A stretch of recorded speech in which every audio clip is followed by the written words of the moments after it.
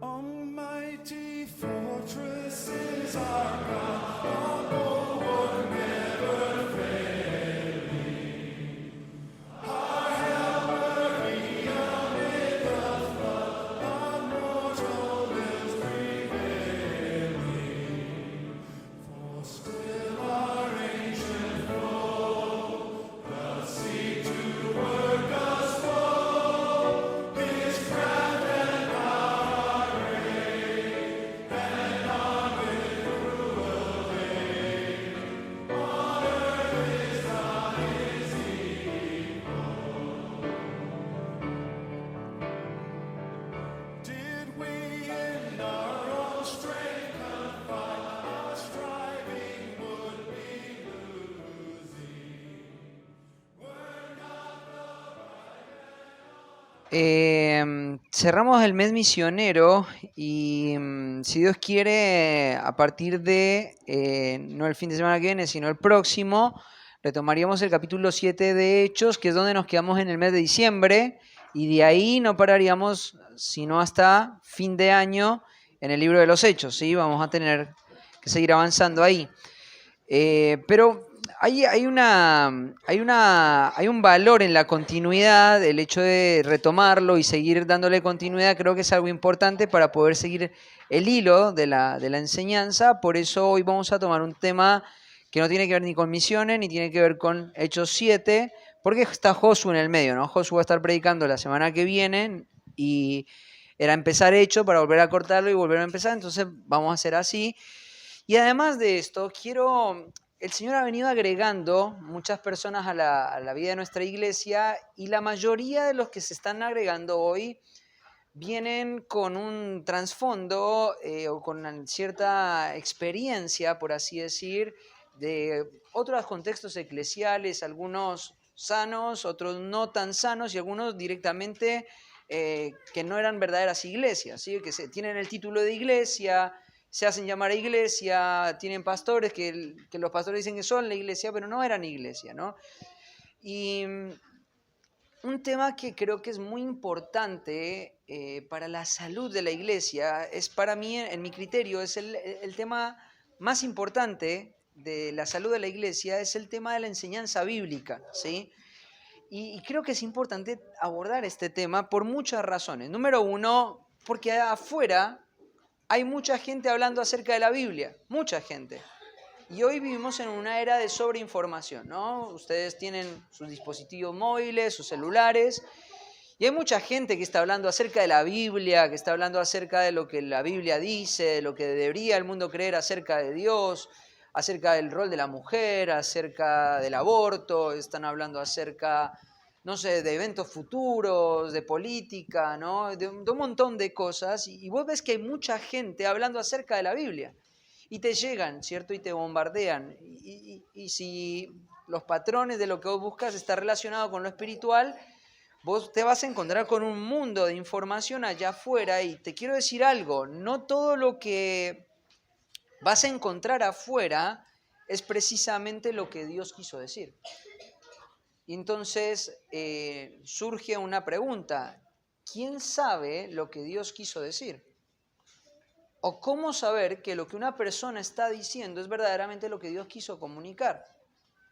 Y yo voy a arrancar de una premisa que va a sonar un tanto chocante, pero que creo que es necesaria. Y es, nadie que no predique la palabra de Dios, que hable de la palabra de Dios de manera expositiva, está comunicando lo que Dios quiere decir. Y quizás este concepto expositivo vos lo estás escuchando, o si ya venís a nuestra iglesia, lo has venido escuchando, pero quiero decirte una cosa, este concepto de predicación expositiva atraviesa todos los ámbitos de la iglesia. las charlas que tenemos acerca de la Biblia deben ser charlas expositivas. Lo que escuchamos acerca de la Biblia tiene que ser un escuchar expositivo. Lo que predico como pastor tiene que ser predicación expositiva. Y espero que para el final de esta enseñanza vos puedas asentar una convicción en tu corazón, y es esta: no hay muchas formas de trabajar o de estudiar las Escrituras, hay una sola forma, hay una única forma. Y todo aquel que no se sujete a esa forma de predicar la palabra no es predicación bíblica. Por lo tanto, no debería ser escuchada. No debería ser creída, no debería ser atendida, no debería ser obedecida. Debería ser desechada. Hay una única forma de llegar al mensaje de Dios. Ahora, sé que suena un tanto radical lo que estoy diciendo, pero en nuestro tiempo es algo muy importante. Esta semana estábamos con Samu trabajando en la oficina, ahí en mi casa, en el living de mi casa estábamos trabajando, y de repente vinieron los testigos de Jehová y me golpearon la puerta, ¿no? Y me encanta que vengan a casa, porque la verdad que cada vez que vienen a casa se generan charlas muy interesantes con ellos, ¿no? Y empezamos a charlar y empezamos a hablar, y me querían mostrar una revista acerca del estrés, ¿no? Samu estaba ahí y yo le preguntaba, ¿qué es el estrés a esta persona? Y ella me decía, no, el estrés es un estado anímico que muchas personas están sufriendo, y que, bueno, que nosotros queremos ayudar a que la gente sea libre del estrés. Y mi pregunta, bueno, lo primero que le dije es, bueno, no creo en el estrés, quiero que sepas eso. Creo que hay algo que se llama la ansiedad, hay algo que se llama pecado, hay algo que se llama la preocupación, el temor, que eso es lo que hace que una persona experimente estados anímicos negativos, pero es pecado, no hay estrés, no es una actitud pasiva, ¿no? Y empezamos a hablar ahí acerca de la Biblia. Y entonces empezamos a hablar de textos bíblicos con los testigos de Jehová. Y en un momento yo llegué a una situación, o llevé la conversación a un punto donde le dije a las personas que me habían golpeado ahí, les pregunté, ¿ustedes estarían dispuestos a morir por lo que afirman? Porque yo traté de llevar la conversación hacia la deidad de Cristo, donde sé que es el punto que a ellos no les permite llegar a la salvación, por el cual ellos, si no se arrepienten de creer eso, van a ser castigados eternamente por Dios, y eso me llena de tristeza. Entonces fuimos hasta ahí. Y me acuerdo que le pregunté, ¿vos estarías dispuesto a perder tu vida, a morir, a ser asesinado por esto que vos estás diciendo? Y yo esperaba que me dijera que sí, pero para mi sorpresa me dijo no.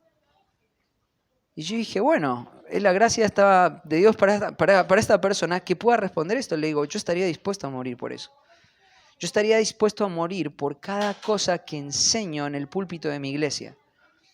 El tema es, ¿qué es lo que hace que una persona pueda llegar a tener un grado de convicción para estar dispuesto a perder su vida por lo que la palabra de Dios dice? Y te voy a decir una sola cosa: predicación expositiva. Lo único que puede llevar a una persona a perder su vida, sus finanzas, sus hijos, su esposa, su felicidad en esta tierra, con tal de agradar al Señor, es la predicación expositiva. Y a medida que esa predicación se vaya desarrollando desde este púlpito, quiero advertirte una cosa: estás en el momento propicio para irte. La predicación expositiva va a apuntar a tu corazón y va a señalar cosas que nunca antes habías visto. Y te va a poner en una situación tan incómoda y tan desafiante que van a pasar dos efectos. O te convences y morís por esas cosas, o claudicás y las abandonás. No hay un punto medio. Y una de las cosas hermosas de la predicación expositiva es que la predicación expositiva, por el carácter que la Biblia tiene, es antitética. Es o lo tomás o lo dejás. Es así de simple. Y hoy vamos a estudiar este tema que creo que es vital para la vida de nuestra iglesia, y que es importante de que principalmente aquellas personas que se están añadiendo a la vida de la iglesia puedan poner, ¿viste como cuando vos estás en un programa de sistemas y vos le pones el filtro para discriminar todo lo que necesitas no ver? Bueno, es poner un filtro en tu entendimiento para que no prestes atención a fábulas, a palabrerías que están dando vueltas allá en ese mundo y que lo único que están haciendo es distraer al mundo cristiano de lo que realmente importa y es el significado de la palabra, versículo a versículo, palabra a palabra. Entonces hoy va a ser una predicación un tanto llena de pasajes, no nos vamos a centrar en un solo pasaje, llena de pasajes, y espero que el Señor haga un efecto en tu vida. Así que vamos a empezar una carrera en donde tenemos que arrancar, que es en el libro de Josué, capítulo 1. Josué, capítulo 1. Este es un versículo que estoy seguro que muchos niños se lo saben de memoria o que vos lo aprendiste de memoria. El otro día estaba viendo un video de mi hijo a los 2 años, cómo actuaba con mucha energía este versículo.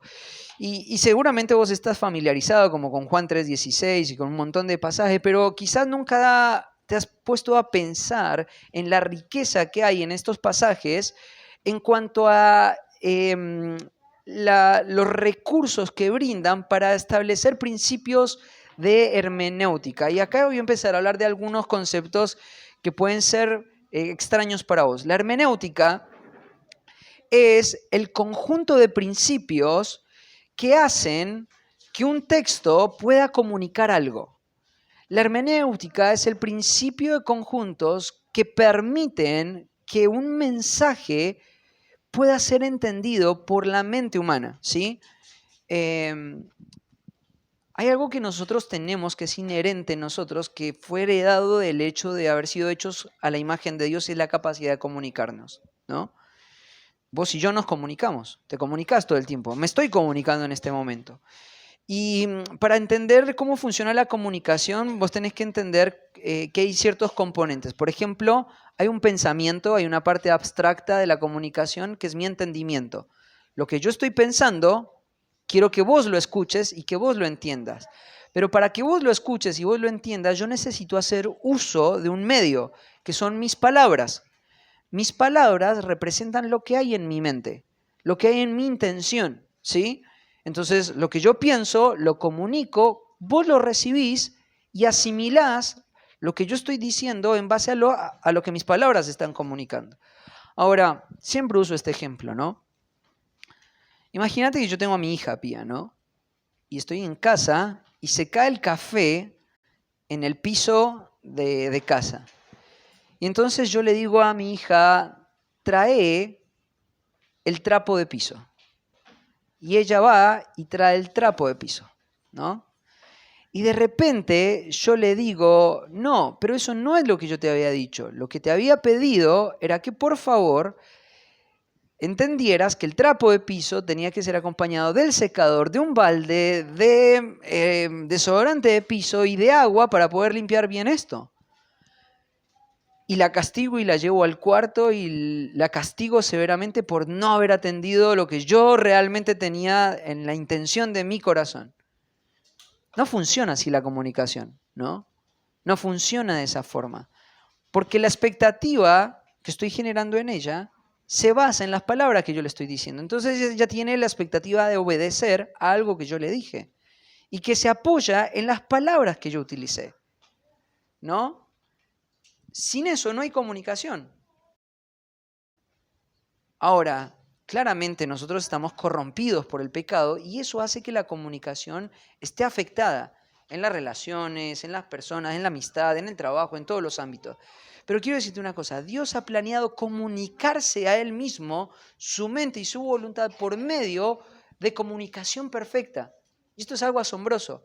La Biblia es la comunicación perfecta de Dios y de su mente y de su intención. Ahora, cuando llegamos al capítulo 1 de Josué, tenés que entender que lo que está pasando acá es que el primer círculo de textos inspirados acaba de cerrarse, que es el Pentateuco. Génesis, Éxodo, Levítico, Números y Deuteronomio. El primer bloque de textos inspirados vos lo tenés ahí, que fueron escritos por una persona. ¿Quién fue esta persona? Moisés. Ahora, Moisés muere y fíjate cuál va a ser el factor que va a hacer que Josué triunfe en esta misión que él va a tener, que es guiar al pueblo de Dios en la conquista y en el establecimiento del pueblo de Dios en la tierra prometida. ¿Cuál va a ser el elemento definitorio que va a hacer que la nación de Israel tenga triunfo. Y fíjate lo que dice el versículo 7. Solamente esfuérzate y sé muy valiente. Ahora, son palabras energizantes, ¿no? Esfuérzate y sé muy valiente. Bueno, pero ¿y en qué me voy a esforzar? Porque la verdad es que Josué heredó un trabajo muy grande. Si vos haces matemática en el libro de los números, tenés que llegar a la conclusión de que la cantidad de personas que Josué está guiando son más de 1.000.000 de personas. 1.000.000 de personas que están siendo guiadas por un solo hombre.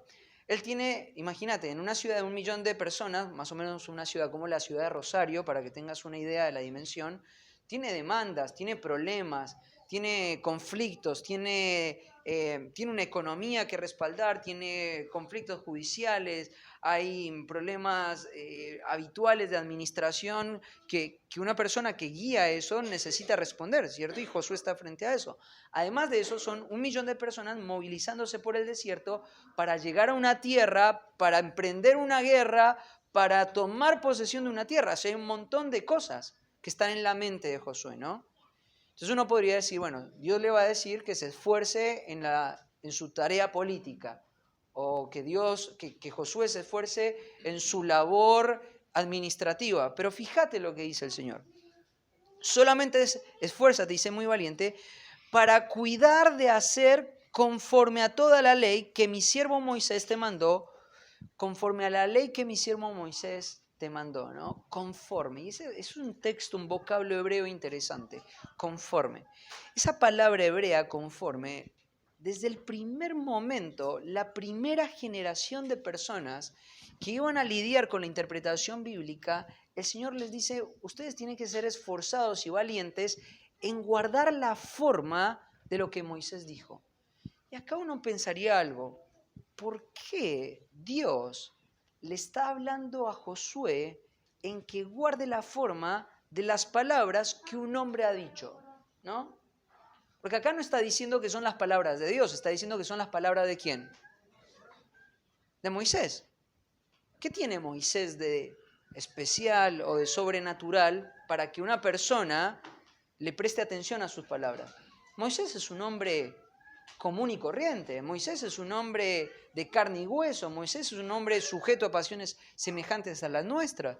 Tiene temor, tiene un montón, es un hombre pecador, ¿no, Moisés?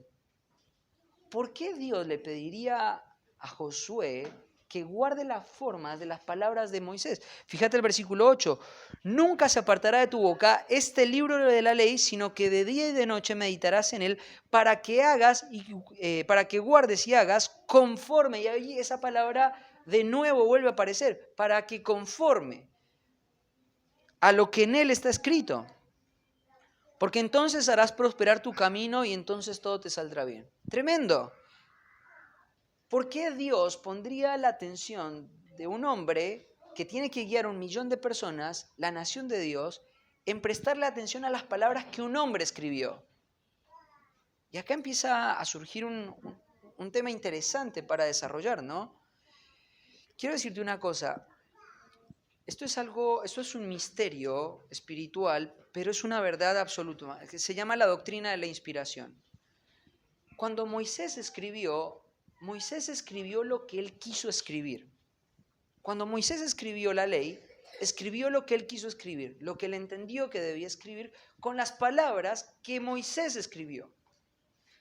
¿Se entiende? Ahora, ese hombre que es Moisés está sufriendo un acto que no lo puede sufrir cualquier persona.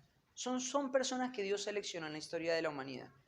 Que son personas que están hablando en nombre de Dios y representando con sus palabras la mente misma de Dios. La mente misma de Dios. Entonces, la razón por la que Josué debía estudiar las palabras de Moisés es porque las palabras que Moisés quiso escribir son exactamente lo que Dios quiso decir. Y entonces este texto no es solamente un libro que un hombre escribió, sino es un libro que Dios escribió. Y entonces todo lo que el pueblo de Dios emprenda va a depender de que Josué no se desvíe ni a izquierda ni a derecha en guardar la forma de lo que Moisés quiso escribir. Y esto establece un principio, el principio fundamental para este concepto de la predicación expositiva. La predicación expositiva no es un estilo de predicación. Si lo que vos tenés por predicación expositiva es un estilo de predicación, tenés una idea muy errada, porque no es un estilo. Si fuera de estilo, entonces podría ser una cuestión de tendencia, de moda, de preferencia. La predicación expositiva es la disciplina de acercarse por un método de estudio lo máximo posible al momento de la inspiración. Eso es la predicación expositiva. Una persona lee la Biblia con la preocupación de entender lo que estaba en la mente del autor que lo escribió. Y cuando llega a la conclusión de qué era lo que estaba en la mente del escritor, entonces entendió lo que Dios quiso decir. Ninguna persona que no haga esto y hable de la Biblia sin entender la intención autoral puede entender el mensaje de Dios. Y esto es algo muy importante porque, fíjate, el principio de predicación expositiva aparece tan pronto se termina el primer bloque de textos inspirados. En realidad está mucho antes, pero apenas termina el primer bloque de textos inspirados, que es el Pentateuco, la primera generación le dice, todo lo que vos hagas, todo el éxito ministerial, todo el éxito espiritual va a depender de una sola cosa, que vos entiendas la forma de las palabras de Moisés. Punto. Si vos haces eso y haces lo que la forma de las palabras de Moisés están comunicando, todo te va a salir muy bien. Todo te va a salir muy bien.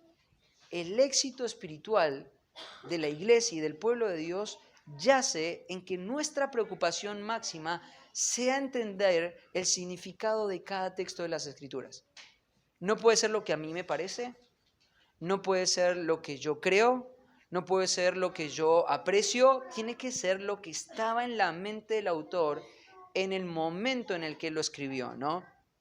Otro pasaje, vamos a Josué, capítulo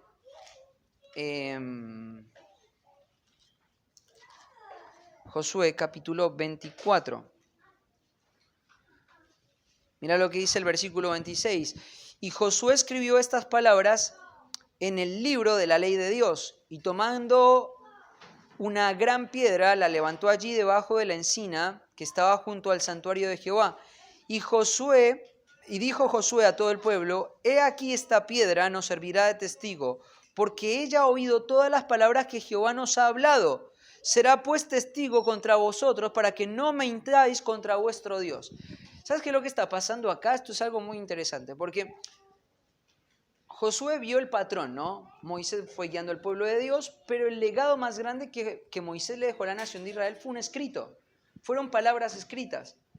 Y entonces Josué hizo lo que el Señor le pidió en Josué 1, versículo 7 y versículo 8. Fue un exégeta. Él buscó el significado de lo que Moisés quiso decir y lo hizo. Cuando terminó su periodo, cuando terminó su vida, ¿sabes qué hizo Josué? Hizo lo mismo. Empezó a escribir en nombre de Dios, pero eran las palabras de Josué. Era lo que Josué quería escribir, porque dice ahí en el versículo 26, y escribió Josué estas palabras en el libro de la ley de Dios. O sea, Josué entendió que él debía escribir y Dios estaba usando las palabras, la mente y cada símbolo que él puso en el papel para comunicar su plan. Ahora, cuando Josué termina de hacer eso, lo que él hace es ponerle una presión al pueblo de Dios de decir, esto que yo hice, que fue ser un exégeta preciso, es lo que el pueblo de Dios tiene que hacer. ¿Sabes? Acá hay otro principio interesante, porque justo hoy a la mañana estábamos hablando de los requisitos pastorales, y uno de los requisitos es que sea apto para enseñar. Y una de las preguntas que hicimos es, ¿una persona, un pastor, tiene que ser apto para enseñar y la iglesia tiene la responsabilidad de imitar su forma de enseñar? Y dijimos que sí, claramente que sí. Hay una única forma de estudiar las Escrituras. Y entonces ahora Josué muestra todo un modelo de predicación expositiva, de estudio expositivo, de obediencia expositiva. Escribe y pone una piedra y le dice, esto va a ser un testigo en contra de ustedes. Si ustedes no se sujetan a esto, si ustedes no abrazan este parámetro, van a ser hallados como mentirosos delante de Dios, ¿no? Y entonces ahí seguimos viendo este concepto. Vamos a otro lugar que es Primera de Samuel, capítulo 3.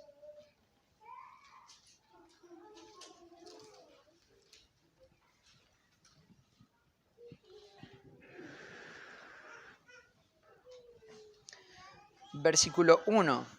Mira lo que dice. Y el joven Samuel ministraba a Jehová en presencia de Elí. Y la palabra de Jehová escaseaba en aquellos días. No había visión con frecuencia.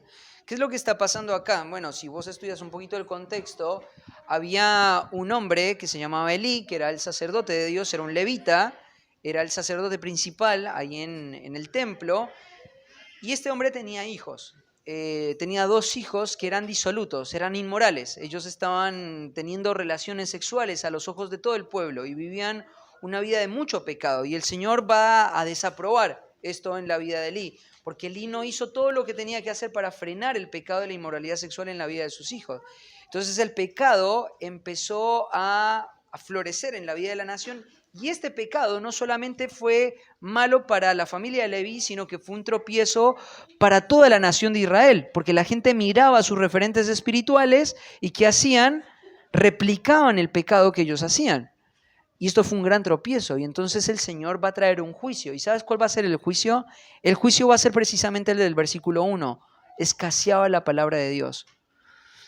Hay una cosa que nosotros tenemos que entender, y es que la palabra de Dios es la gracia más grande que una persona puede experimentar en vida. No hay un regalo más grande que Dios le pueda dar a su pueblo que el hecho de poder gozar de exposición y de palabras que vengan directamente de Dios. Y entonces, como esto escaseaba, lo que estaba ocurriendo era que el pueblo de Israel estaba cayendo en una decadencia moral notable. Y quiero decirte una cosa, muchos de nosotros, muchos de los que estamos acá, somos responsables por nuestro propio pecado. Somos responsables por nuestro propio pecado. Pero muchos de nosotros hemos vivido periodos grandes de pecado precisamente porque una de las cosas que hoy escasea en abundancia es la cantidad de personas que se comprometan con el mensaje de Dios. No hay personas, o hay muy pocas personas, que están comprometidas con el mensaje de Dios. Cada vez es más difícil encontrarlos. Vos te das cuenta que hay personas que están comprometidas en usar las escrituras para comunicar sus propias ideas, en maneras muy groseras y en maneras muy sutiles. Muy sutiles. Hay personas que utilizan la Biblia simplemente para poder ganar la reputación y la admiración de las personas. Hay personas que están utilizando las escrituras para poder ver cómo él puede manipular las masas en sus aspectos emotivos y entonces crean mensajes y generan mensajes en función de que las personas puedan llegar a estados anímicos y sus satisfacciones poder hacer llorar a la gente en medio de las predicaciones. Y hay personas que son todavía mucho más nocivas que están utilizando las escrituras para poder sacar de la gente lo que ellos quieren para sus deseos egoístas. Cuando esto ocurre, lo que el Señor hace es reaccionar con un juicio. ¿Y sabes cuál es ese juicio? No traer enseñadores a la vida de la iglesia. Restringir enseñadores a la vida de la iglesia. Cuando la palabra de Dios escasea, tenés que entender una cosa. Esto es una manifestación del juicio de Dios. Porque Dios solamente está dispuesto a prosperar lugares donde su palabra está siendo predicada con fidelidad. Ahora, fíjate una cosa. Ahí en el versículo 26... en el capítulo 3, en el 21, mira, dice, y Jehová volvió a aparecer en Silo, porque Jehová se manifestó a Samuel en Silo por la palabra de Jehová. Es interesante porque arranca la historia de 1 Samuel capítulo 3, versículo 1, con la palabra escaseando, pero de repente se levanta un hombre comprometido con el mensaje de Dios. Y entonces, cuando aparecen hombres comprometidos con el mensaje de Dios, ¿sabes qué hace Dios? Dios volvió a aparecer en Silo por la palabra de Jehová. Lo que antes escaseaba, ahora empezó a aparecer en abundancia. Porque apareció un hombre que entendió la vitalidad y la centralidad de que la palabra de Dios mora en abundancia en medio de su pueblo. La palabra de Dios y la predicación fiel de la palabra es algo sumamente importante. Vamos a otro pasaje, Segunda de Crónicas, capítulo 34. Este pasaje lo vamos a pasar rápido porque ya lo hemos estudiado anteriormente. Es la historia de Josías, ¿no? Es la historia de Josías. Josías fue un joven rey que seguramente fue criado con mucha influencia de los sacerdotes levitas. Y a la edad de 16 años, Josías, ya con un poco más de desarrollo como un hombre, empieza a plantear reformas en la nación de Israel. Y entonces las reformas tenían que ver con derribar lugares de idolatría. Por ejemplo, en el capítulo 34, versículo 4, dice que Josías derribó los lugares altos, abolió la idolatría, la prohibió en la nación de Israel, y Dios empezó a prosperar la vida de Josías. Entonces un día se dieron cuenta de que el templo estaba descuidado, ¿no? Conocemos la historia, ¿no? Y entonces Josías había hecho una serie de reformas interesantes para la nación de Israel, pero un día él dice, bueno, ahora hay que poner a punto el templo porque está descuidado. Y empiezan a poner a punto el templo. Y poniéndolo a punto, un sacerdote encuentra la ley de nuevo. Y fíjate, ahí en el versículo 14 dice, y al sacar el dinero que había sido traído a la casa de Jehová, el sacerdote Hilcías halló el libro de la ley de Jehová que había dado por Moisés, y dando cuenta Hilcías, dijo al escriba Safán, yo he hallado el libro de la ley en la casa de Jehová, y dio Hilcías el libro a Safán.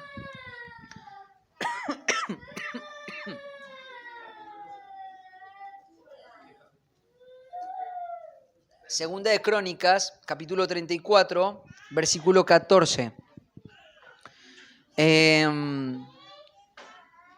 Y Safán lo llevó al rey y le contó el asunto diciendo, tus siervos han cumplido todo lo que les fue encomendado, han reunido el dinero que se ha hallado en la casa de Jehová y lo han entregado en mano de los encargados y en mano de los... Además de esto declaró el escriba Safán al rey diciendo, el sacerdote Hilcías me dio un libro, y leyó Safán en él delante del rey. ¿Sabes qué es lo que está pasando acá? Que Josías era un hombre bien intencionado. Él quería reivindicar el lugar de Dios en la nación de Israel, ¿no? Él era un hombre que había sido instruido con tradiciones orales y él entendía de que la nación no estaba en el punto donde tenía que estar. Pero en un momento se encuentran con la ley en el templo, en un lugar donde nadie sabía que estaba ahí. Ellos se tropezaron con la ley, por así decir. Encontraron el libro de la ley y de repente lo sacan, seguramente esto estaba abandonado en el templo, y se lo traen al rey y se lo empiezan a leer. Se lo empiezan a leer.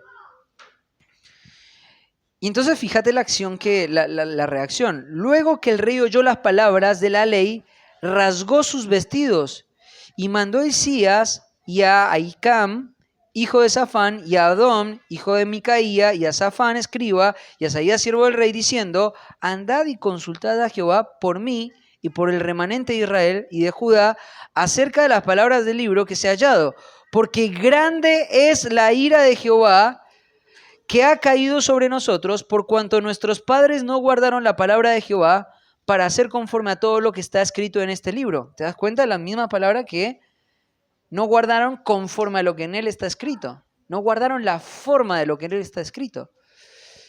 Y entonces ahí entra el dolor, entra la aflicción, entra la preocupación, porque acá había gente bien intencionada, pero la palabra fue lo que dio el conocimiento, la palabra fue lo que dio el entendimiento, la palabra fue lo que informó la conciencia. Y entonces si uno piensa en Josías del capítulo 34, versículo 1 al 13, uno diría, Josías estaba convencido de que estaba todo bien en su vida, ¿no? Y esto es el peligro de la ausencia de la predicación expositiva.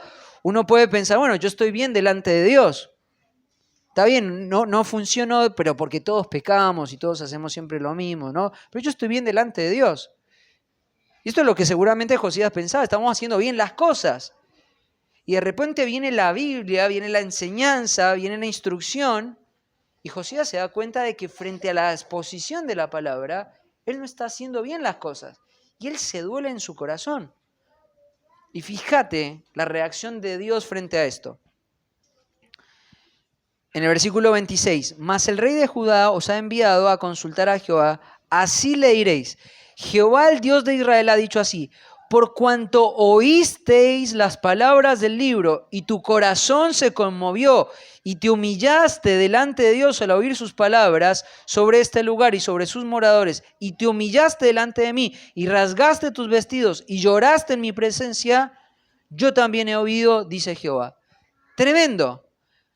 Nada de lo que Josías había hecho en su buena intención de reformar la nación de Israel es mencionado en esta descripción del Señor.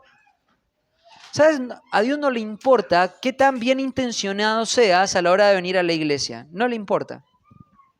A Dios no le importa cuánto bien quieras hacer al venir a este lugar. Lo que a Dios le importa es que el mensaje objetivo de Dios se predique y vos reacciones frente a ese mensaje. Nada de lo que Josías había tratado de hacer en su propia fuerza es mencionado por el Señor como algo a lo cual a considerar. El Señor dice, vos escuchaste mi mensaje, vos escuchaste mi palabra, por lo tanto yo te voy a escuchar a vos. Tremendo, tremendo. Este es el lugar que Dios le da a su palabra en medio de su pueblo. Ahora, vivimos en un tiempo donde la palabra de Dios no es la prioridad. Y hay muchas manifestaciones de esto. La primera manifestación de esto es que no hay hombres comprometidos con el estudio bíblico. Entender el mensaje de Dios es una tarea ardua, es una tarea agotadora, es una tarea que requiere un gran esfuerzo. Y la primera razón por la cual escasea la palabra del Señor es porque no hay hombres comprometidos con estas disciplinas. La segunda razón es porque hay hombres temerosos. Es decir, ¿qué tiene que ver el temor con el mensaje de Dios? ¿Sabes una cosa? No es fácil pararse en un púlpito y decir las cosas que Dios tiene para decir. No es para nada fácil. Es muy desafiante decir lo que Dios dice, porque muchas veces lo que Dios dice expone el pecado de nuestro corazón, el pecado que está arraigado en nuestro corazón. Y te digo, muchas personas han venido a la vida de nuestra iglesia y han salido enojadas por la predicación de la palabra. Y entiendo que es así, entiendo que eso tiene que ser. Quizás no soy la persona más popular en la iglesia y no debería hacerlo y no debería preocuparme eso. Y la palabra de Dios hace muchas veces esto. Y es más, cuando yo veo nuestro ministerio y cuando yo veo la inflexión que ha habido y el compromiso que ha habido en la medida que más nos entregamos, yo me doy cuenta cómo personas se van levantando para atacar lo que... No estoy hablando de nuestra iglesia, estoy hablando de nuestra iglesia en San Justo, cómo personas se levantan para atacar eso. No es para nada fácil, entonces es más fácil decir un mensaje que sea motivacional a decir un mensaje que sea confrontativo en contra del pecado. Es mucho más fácil traer un mensaje que traiga aliento a traer un mensaje que traiga exhortación, cuando Dios está hablando acerca de su ira, de su enojo, de su reprobación ante el pecado. ¿Se acuerdan la esencia del mensaje de Jonás? Lo estudiamos. Anda y pregona ¿qué? Su maldad, su maldad. Entonces creo que falta de compromiso con el estudio bíblico, temor y cobardía, pero creo que hay otra cosa que también hace que el estudio bíblico, una de las manifestaciones es que no hay un pueblo deseoso de la palabra. Hay personas que cuando empieza la exposición bíblica, adentro de ellos empieza una tensión por pensar, ¿a qué hora se va a callar el predicador? ¿A qué hora se va a terminar esto? Y se quieren ir porque no hay un hambre por la palabra. Y esa es otra de las manifestaciones. Entonces los pastores piensan, y a mí me ha pasado muchas veces, me han invitado, ustedes saben que yo no tengo un problema con el tiempo a la hora de exponer la Biblia, pero muchas veces he llegado a iglesias y me han dicho, hermano, por favor, más de 20 minutos, no, porque la gente se aburre. Hermano, por favor, porque la gente se empieza a levantar y a irse. Y este es el contexto en el que nosotros creo que hay líderes que no están comprometidos con el estudio, hay hombres que están atrincherados en la cobardía, pero también creo que hay un pueblo que no tiene sed ni hambre por la palabra. Y esto es una manifestación preocupante y eso hace que la palabra de Dios escasee. Pero acá vemos cómo Dios está dispuesto a prosperar a un pueblo, a un hombre, a personas que dicen, yo escuché tu palabra. Mi preocupación es escuchar tu palabra. Mi preocupación es entender la forma de tu palabra. Otro pasaje.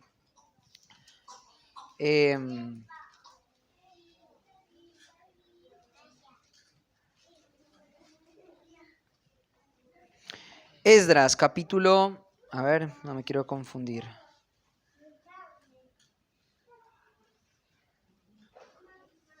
Sí, Esdras, capítulo 7,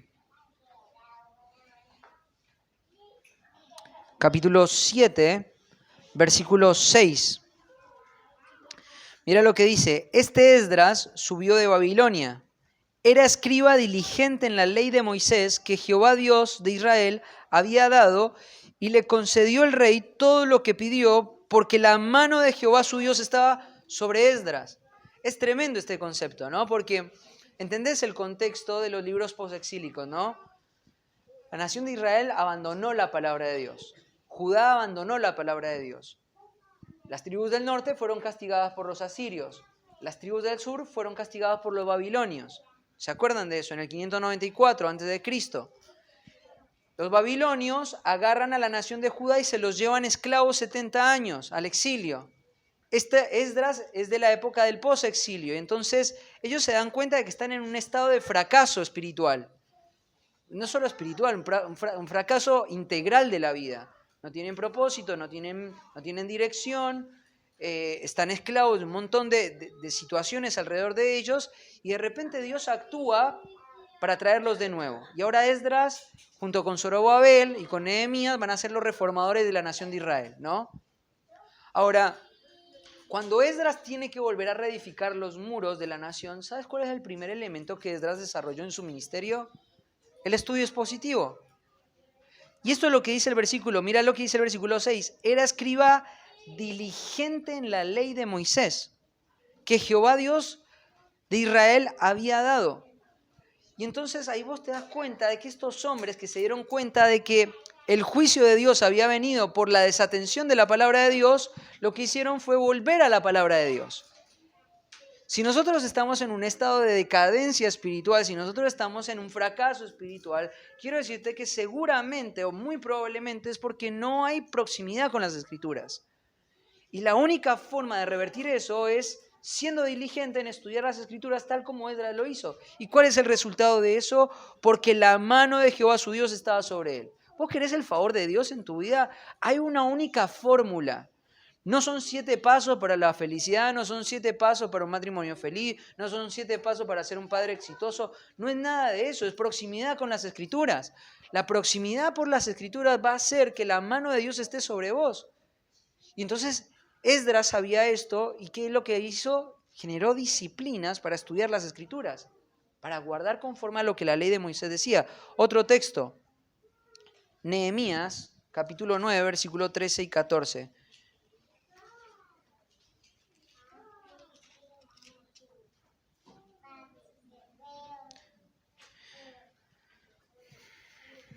Mira lo que dice. Y sobre el monte de Isaí, acá hay una predicación, están en el contexto de una predicación.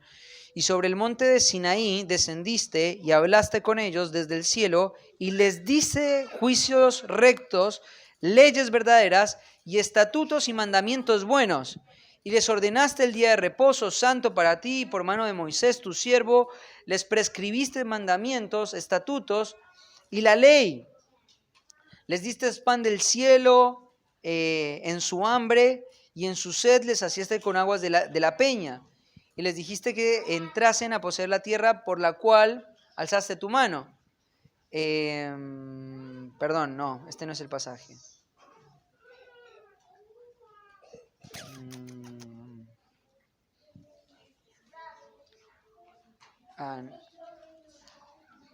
Perdón, es Nehemías 8, 4 al 8, perdón.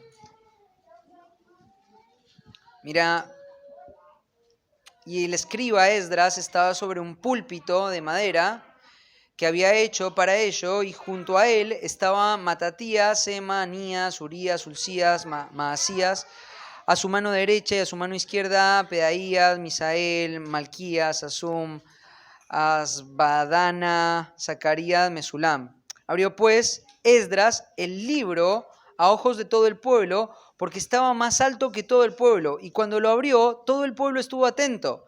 Bendijo entonces Esdras a Jehová Dios grande, y todo el pueblo respondió amén, amén, alzando sus manos, y se humillaron y adoraron a Jehová inclinándose en tierra. Y los levitas, Jesúa, Bani, Serebías, Hanim, Acub, Sabetai, Obdías, Masías, Kelita, Azarías, Josabed, Anán, Pelaía, hacían entender al pueblo la ley y el pueblo estaba atento en su lugar. Tremendo este pasaje. Hacían entender al pueblo sus palabras. Acá tenés otro principio para la predicación expositiva. Predicación expositiva es obtener el mensaje de Dios, el objetivo mensaje de Dios, y hacérselo entender al pueblo de Dios. Predicación expositiva es obtener el mensaje objetivo de Dios y hacérselo entender al pueblo de Dios. Eso es precisamente lo que estaba pasando acá. Esdras era diligente en la ley, él había propuesto en su corazón ser diligente en la ley, él estaba procurando la ley, él estaba estudiando la ley, y no solamente eso, hacía que su audiencia entendieran el mensaje. Esto es predicación expositiva. Predicación expositiva es la disciplina de estudiar el mensaje objetivo de Dios para que otros lo puedan entender. Y esto es lo que estaban haciendo los levitas. Esta es una imagen interesante porque ahí aparece, por ejemplo, el concepto del púlpito de madera, ¿no? Y ahí está este lugar central donde el pueblo de Dios está alrededor de este púlpito y hay un heraldo que está hablando no por su bondad, no por su cualidad moral, no por sus habilidades, sino está hablando por el mensaje de Dios al pueblo de Dios y todos están congregados alrededor, no porque este hombre sea importante, sino porque las palabras que le está diciendo son importantes y las dice. Y después hay un grupo de personas que están ayudando a que todos entiendan el mensaje objetivo. Esto es predicación expositiva. Ahora, predicación expositiva en un momento crítico de la historia de la nación de Israel. Fracasamos, 70 años de desperdicio. Murieron nuestros padres, nuestros abuelos, nuestras madres han muerto. El fracaso y el juicio de Dios ha venido a nuestras vidas. ¿Cuál es la clave para revertir la situación espiritual en la que estamos? Predicación expositiva. Poner a hombres claves que están dispuestos a estudiar con diligencia las Escrituras, a que le enseñen al pueblo a que entiendan el mensaje objetivo de Dios. Predicación expositiva. Si no hay predicación expositiva, lo que va a pasar es que el juicio de Dios va a volver a venir sobre la nación de Israel. Predicación expositiva. La gente tiene que entender el mensaje objetivo de Dios. Es tremendo este pasaje. El Salmo, bueno, hay muchos más pasajes. Mira, tengo que hacer selección. Jeremías, y ya este es el último del Antiguo Testamento y empezamos con los del Nuevo Testamento. Jeremías, capítulo 26, es un pasaje muy conocido de las Escrituras. 26. No, perdón. A ver, déjenme ver primero. Capítulo 20, perdón. Versículo 7 dice: Me sedujiste, oh Jehová, y fui seducido, más fuerte fuiste que yo, y me venciste. Cada día he sido escarnecido, cada cual se burla de mí. Por cuantas veces hablo, doy voces, grito, violencia y destrucción, porque la palabra de Jehová me ha sido para afrenta y escarnio cada día. Y dije: no me acordaré más de él, ni hablaré más en su nombre. No obstante, había en mi corazón como un fuego ardiente metido en mis huesos. Traté de sufrirlo y no pude, porque oí la murmuración de muchos, temor de todas partes. Denunciad, denunciémosle. Todos mis amigos miraban si claudicaría. Quizás se engañará, decían, y prevaleceremos contra él y tomaremos de él nuestra venganza. Este es un pasaje tremendo. Conoced la vida de Jeremías, ¿no? Jeremías fue un predicador que Dios le dio un mensaje que nadie quería escuchar.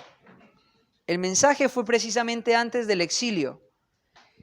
Jeremías estaba diciendo: viene la violencia de Dios, viene el castigo de Dios, viene la ira de Dios, viene la desaprobación de parte de Dios.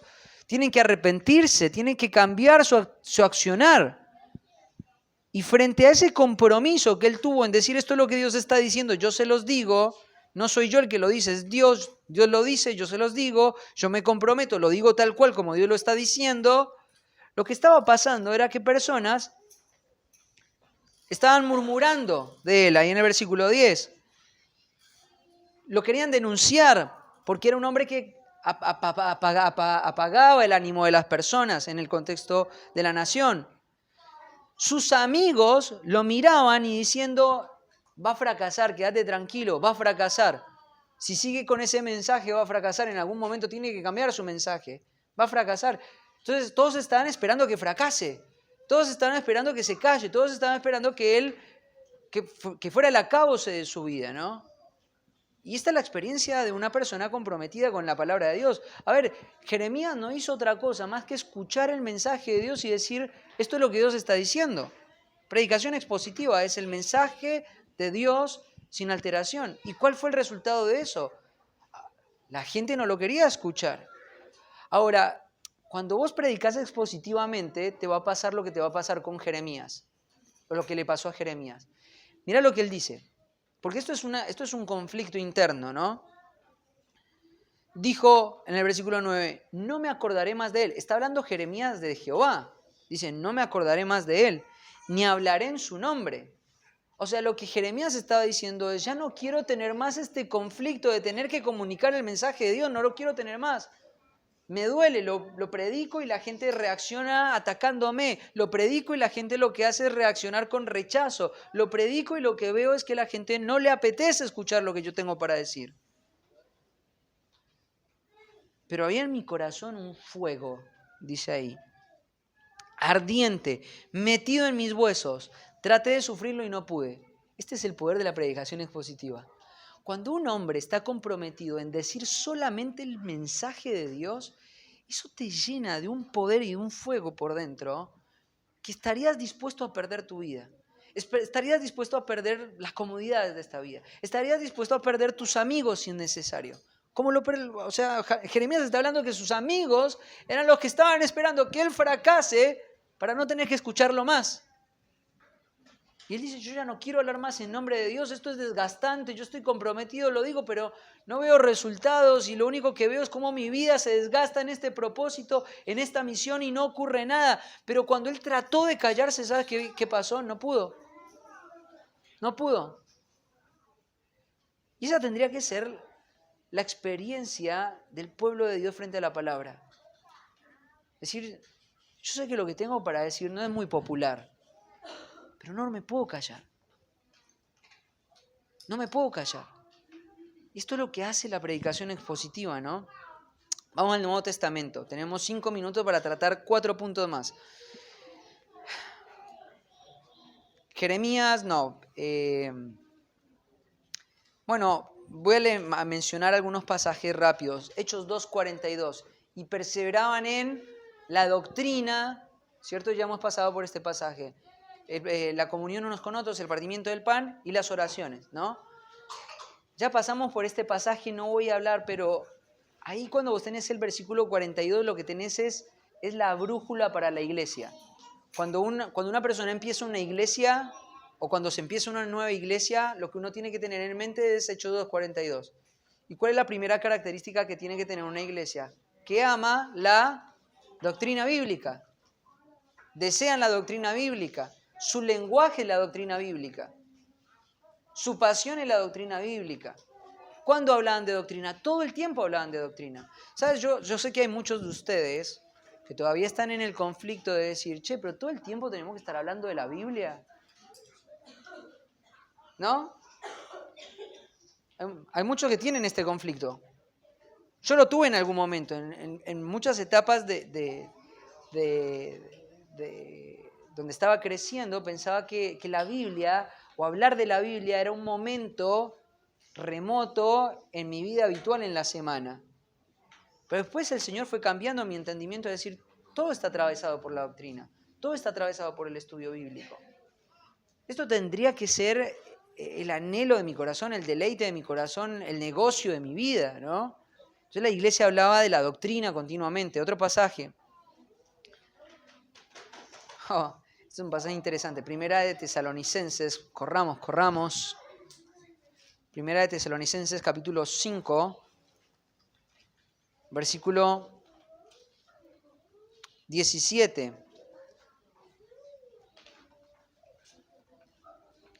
Esta segunda. 5:27.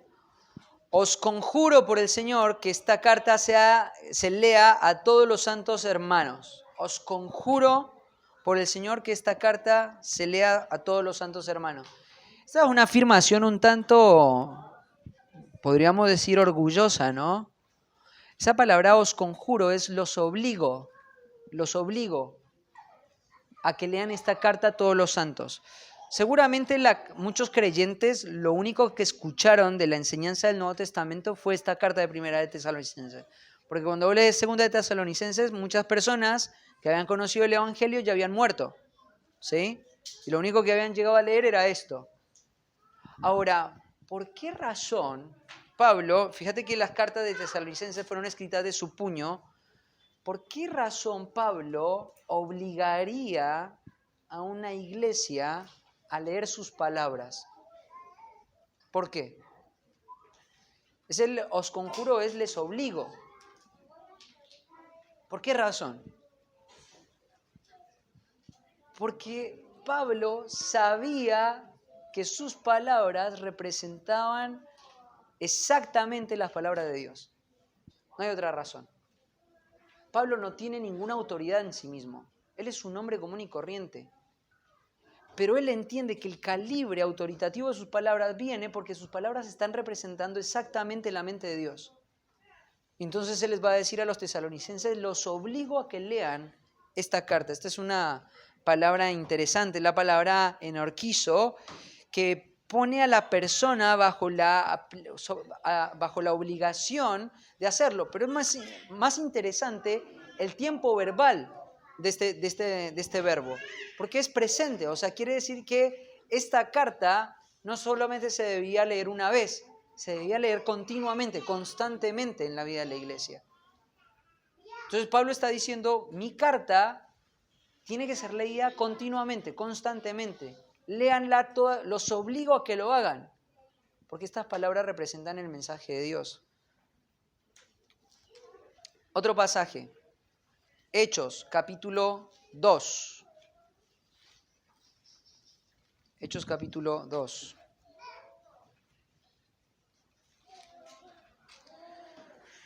Versículo 15. Tienen muchos versículos para memorizar esta semana, ¿eh? Ahí llega la manifestación del Espíritu Santo, están hablando en lenguas, ¿no? Y están hablando en idiomas que son claramente reconocibles, no son ruidos, son idiomas. Entonces mira lo que dice el versículo 14. Entonces Pedro, poniéndose en pie, Hechos 2:14, poniéndose en pie con los 11, alzó la voz y les habló diciendo, varones judíos y todos los que habitáis en Jerusalén, esto os sea notorio y oíd mis palabras. Porque estos no están ebrios, los estaban acusando de estar borrachos, no están ebrios como vosotros suponéis, puesto que es la hora tercera, mas esto es lo dicho por el profeta Joel. Mira lo que dice acá, esto es lo dicho por el profeta Joel. Y en los postreros días, y ahí hace un pie de nota, ¿dice quién? ¿Quién lo dice? No lo escucho, ¿quién lo dice? Entonces la pregunta es esta, ¿quién lo dice? ¿Lo dice Joel o lo dice Dios? ¿Quién lo dice?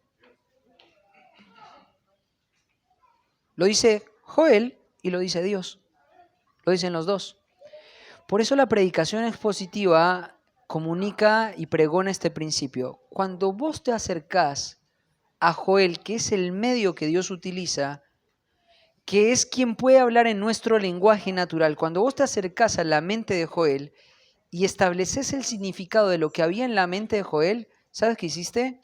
Estableciste lo que estaba en la mente de Dios a la hora de comunicar.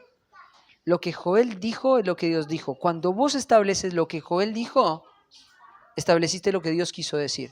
Si un predicador viene acá y te predica la palabra de Dios sin darte un solo indicio de que el versículo o la porción de las Escrituras es lo que estaba en la mente del autor, no tendrías por qué prestarle atención. no tendrías por qué prestarle atención. Porque para poder decir que eso es el mensaje de Dios, el predicador tiene que estar seguro de que eso estaba en la mente del autor cuando lo dijo. Por eso cuando estudiamos Hechos, ¿cuál fue nuestra insistencia en cada introducción? El propósito de Lucas a la hora de escribir esto fue esto. Cuando estudiamos Jonás, el propósito de Jonás de escribir esto era denunciar la crueldad del pueblo de la nación de Israel. Cuando estudiamos el libro de Juan, el propósito del Evangelio de Juan es que todos puedan creer, esta era la intención original. Si un predicador no hace eso, eso no es predicación bíblica. Nuestra meta en la predicación expositiva, vuelvo y lo repito, es acercarnos lo máximo posible al momento de la inspiración. Te voy a dar una serie de pasajes para que estudies, ya nos pasamos de la hora y solamente abarcamos el primer punto. Está en 1 de Timoteo capítulo 4 versículo 13, en 2 de Timoteo 2:15, en 2 de Timoteo 3. Este pasaje está mal. 2 de Timoteo capítulo 3 versículo 10, si mal no estoy. 2 de Timoteo 3:16, perdón. El pasaje de 2 de Timoteo, versículo 15, es un pasaje todavía donde se ve más claro este principio. Dice, procura con diligencia presentarte aprobado a Dios como obrero que no tiene de qué avergonzarse, que usa bien la palabra de verdad. Ahora, este es un pasaje interesante, quizás vos ya lo conoces de memoria, pero fíjate, acá Pablo está suponiendo de que hay una única forma de estudiar las Escrituras y de aprovechar las Escrituras, y es que usa bien la palabra de verdad. Hay una única forma para estudiar las Escrituras, ¿no?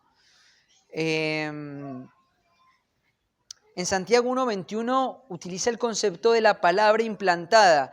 Esa palabra implantada en fotos, ¿cierto? Que la palabra griega habla de la esencia, de la esencia de la palabra. ¿Cómo se obtiene la esencia de la palabra? La esencia de la palabra solamente se puede obtener cuando una persona está plenamente persuadida de que ha llegado a la intención original del autor, a la intención original del autor. Tito 1:9 es otro de los pasajes interesantes para hablar acerca de predicación expositiva. Cuando se habla de un hombre aprobado para el ministerio, fíjate lo que dice. Este hombre es retenedor de la palabra fiel tal como ha sido enseñada. Tito capítulo 1, versículo 9. Retenedor de la palabra fiel tal como ha sido enseñada. O sea, lo que hace un hombre estar aprobado para el ministerio pastoral es el hecho de que él tiene la preocupación de comunicar la palabra sin alteración. Y entonces eso establece el segundo punto, ¿no? Porque el primer punto es estudia con la meta correcta, o sea, entender la intención original. El segundo punto es estudia con el método correcto, ¿sí? Estudia con el método correcto. Y un buen sistema parte de la observación. Fíjate lo que dice el Salmo 119:18. Salmo 119:18. Salmo 119:18.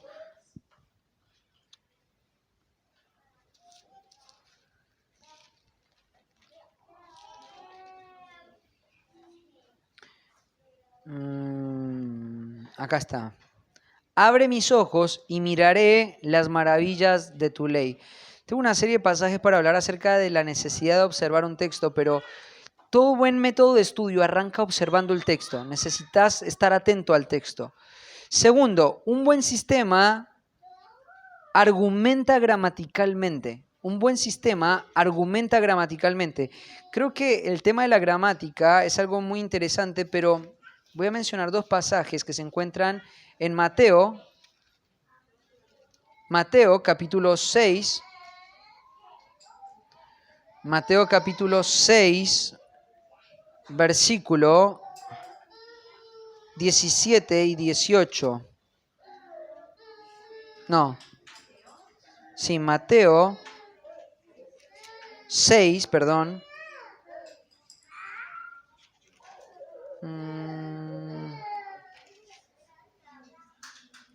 No tengo la cita, 18.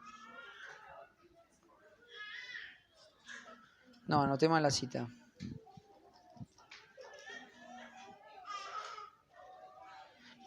capítulo 5, 17 al 18, dice, no penséis que he venido para abrogar la ley o los profetas, no he venido para abrogar, sino para cumplir, porque de cierto os digo que hasta que pase el cielo y la tierra, ni una jota ni una tilde pasarán de la ley hasta que todo se haya cumplido.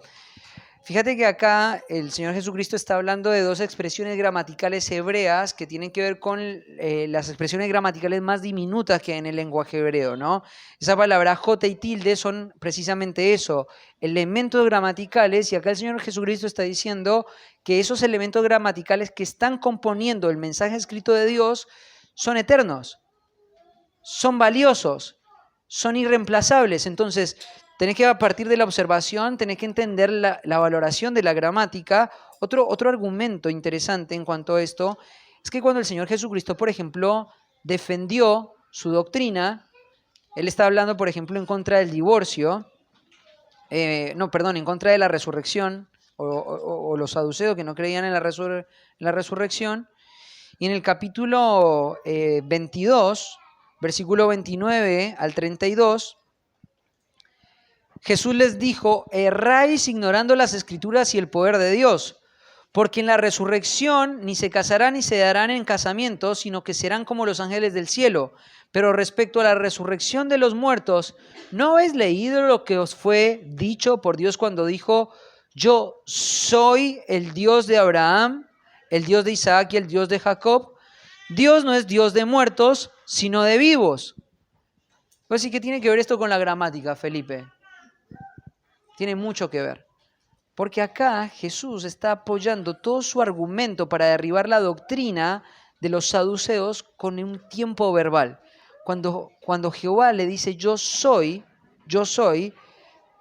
y no dice yo fui el Dios de Abraham, está diciendo Dios está siendo el Dios de Abraham, Isaac y de Jacob en ese momento cuando se le apareció a Moisés. Entonces vos te das cuenta que acá Jesús está utilizando la gramática para construir ¿qué? Un argumento teológico.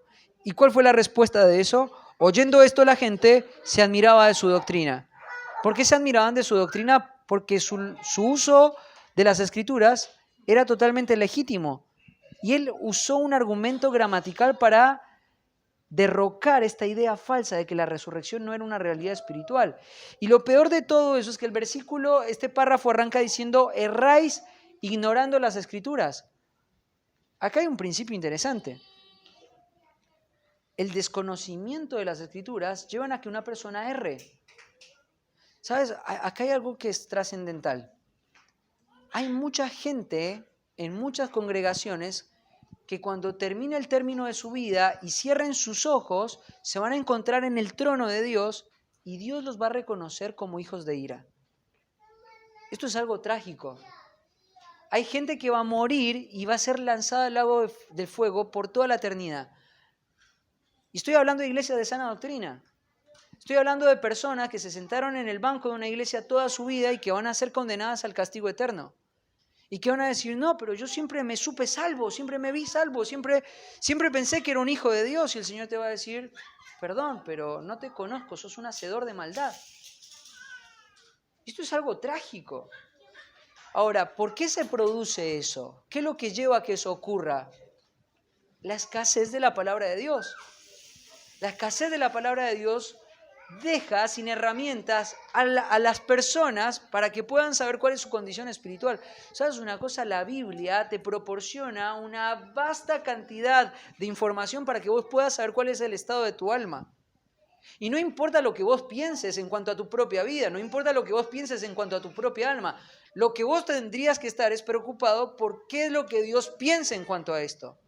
Y si no tenés argumentos que estén apoyados en las Escrituras, que tengan un argumento sólido, que vayan a la objetividad de las Escrituras, para poder dar respuesta a tu condición espiritual, yo te digo, por favor, hermano, no te encuentres delante del trono de Dios, porque no va a haber oportunidad en ese momento. Y mucha gente en nuestras iglesias, por la falta y la escasez de palabra, termina siendo enviada al lago de fuego porque no hay precisión escritural. Porque la gente piensa que, bueno, mi testimonio acerca de mi fe es suficiente. Esto es todo suficiente para que yo esté seguro de que estoy seguro de que soy un hijo de Dios. A ver, ¿cuál es el argumento bíblico para poder afirmar esto? Último, un buen sistema persuade autoritativamente. Un buen sistema persuade autoritativamente. Cuando vos observás, cuando vos estudiás, cuando vos desarrollás la gramática, cuando llegás a una convicción, esto es lo que significa el texto, fíjate lo que dice Tito, capítulo 1, versículo 10.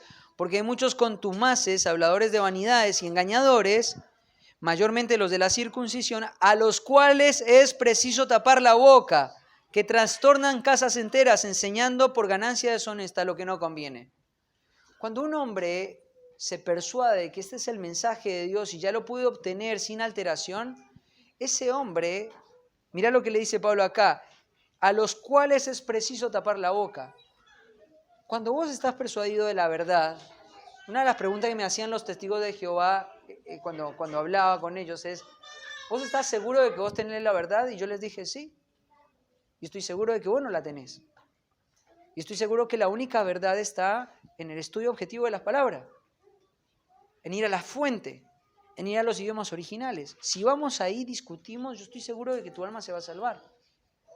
Ahora, hoy vivimos en un tiempo donde pareciera que nadie puede decir que tiene la verdad absoluta, pero el cristianismo no es así. El cristianismo, fíjate lo que dice acá, es necesario taparle la boca. El cristianismo fue llamado en amor, en compasión, en humildad y en paciencia a proclamar la palabra de Dios con convicción. Una convicción que es capaz y tiene la facultad de tapar la boca de los engañadores. Esto es lo que está diciendo acá, ¿no? Entonces un buen sistema tiene que llevarte a esa convicción, tiene que llevarte al punto de que vos podés hablar de manera tal que podés tapar la boca de aquellos que predican falsedad. Vamos a tener que terminar acá porque ya estamos bastante pasados y nos faltan 2 puntos más, ¿sí? Pero algunas implicaciones de esto. Número 1, cuando Josué terminó el capítulo 24, él protestó al pueblo de que ellos debían seguir el patrón que él hizo. Él guardó la forma. Él guardó la forma. El pueblo de Dios es llamado a guardar la forma. El pueblo de Dios es llamado a ver un modelo de predicación bíblica y expositiva y replicarlo en cada expresión del lenguaje de su vida. Cada uno de ustedes tiene que ver, y hoy a la mañana hablábamos de esto, cada uno de ustedes tiene que ver la predicación expositiva, predicadores expositivos y poner por delante de ustedes la meta de poder llegar a estudiar las Escrituras tal como los enseñadores expositivos lo hacen. Todos y cada uno de los miembros de la iglesia son llamados, y es claro en todo el espectro bíblico que todo el pueblo de Dios es llamado a defender las Escrituras de esta forma. Un pasaje más. Primera de Corintios, capítulo 14, versículo 23. Si pues toda la iglesia se reúne en un solo lugar y todos hablan en lenguas y entran indoctos o incrédulos, ¿no dirán que estáis todos locos? Pero si todos profetizan, y quiero ser claro con esto, cuando Pablo está hablando de profetizar, tiene que ver con el patrón profético. Tiene que ver con Dios dijo, yo comunico, no con esa idea errada de que profetizar es traer ideas reveladas o sueños. No está hablando de eso, está hablando de exposición bíblica. Pero si todos profetizan y entra algún incrédulo o indocto, por todos es convencido, por todos es juzgado, lo oculto del corazón se hace manifiesto, y así, postrándose sobre el rostro, adorará a Dios, declarando que verdaderamente Dios está entre vosotros. La única forma de que la gente y el mundo pueda tener una persuasión rápida de que Dios está en medio nuestro es que todos y cada uno de ustedes asuman un compromiso con el estudio expositivo de las Escrituras. ¿Te das cuenta que acá en la comisión no es a los pastores? Principalmente a los pastores, pero no exclusivamente a los pastores. Por todos es convencido. Lo oculto del corazón y postrándose en tierra que dice Dios está en medio nuestro. Si nosotros queremos que la gente que está afuera esté persuadida de que Dios está en medio nuestro, necesitamos que todos asumamos un compromiso con el estudio expositivo de las palabras. Cuando yo no asumo un compromiso con esto, cuando yo no tengo un deseo por esto, cuando yo no me estoy estirando en avanzar en este sentido, quiero decirte que lo que va a ocurrir es que vas a detener o a frenar la efectividad que potencialmente la iglesia podría tener. Y vas a ser responsable por eso. Entonces quiero decirte de nuevo como arranqué, hay mucha gente hablando de la Biblia, hay mucha gente hablando de la Biblia afuera. No seamos uno de esos. Hablemos expositivamente. Los otros dos puntos donde hay muchas implicaciones prácticas para nosotros tienen que ver con la actitud en la que nosotros vivimos frente a esa exposición, la reacción que nosotros tenemos frente a esa exposición. Pero hoy si puede quedar este concepto en tu mente y decir, bueno, Felipe, mira, ¿sabes qué? Corriste muy rápido y sé que diste un montón de conceptos, pero me quedó resonando esto, predicación expositiva. ¿Qué es? Quiero saberlo. Porque lo diste de una forma que verdaderamente parece algo relevante para la vida espiritual. Me gustaría saber de qué es. Vuelve loco a tu mentor. Pedile a tu consejero que te diga qué es esto, que te enseñe a hacer esto. Porque esto es lo que va a llevar a la iglesia a ser una iglesia que agrade y glorifique el nombre del Señor. Oramos.